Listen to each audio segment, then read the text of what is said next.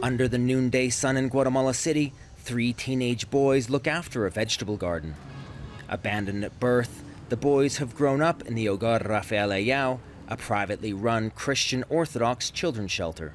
They say the love and knowledge they've received here has prepared them for life beyond the residence's walls. For me, this shelter is one of the best, because here we have everything we need. We have opportunities. We receive a good education, the things a child needs starting from a young age. Swimming pools and gymnasiums might be part of life for those who are living at this shelter, but the reality for the majority of young people in shelters across Guatemala is far, far different.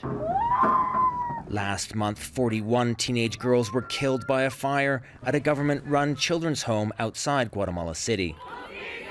Children's rights advocates and government groups had called for the home's closure last year, following reports of physical and sexual abuse. Just 12 days after the tragedy, the government ordered the Rafael Ayau shelter to be handed over to the state. Officials claim they need the facilities to house young people who need immediate protection. The shelter's director says the government has already shown what happens when it's in charge of children's homes.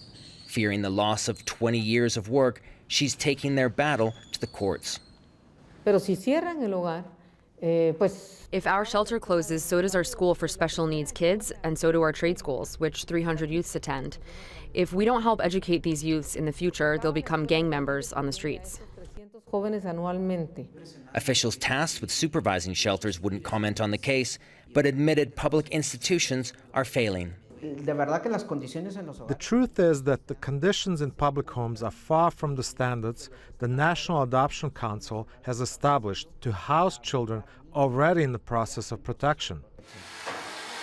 Children, it said, are a country's future.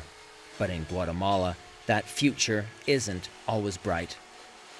David Mercer, Jazeera, Guatemala City.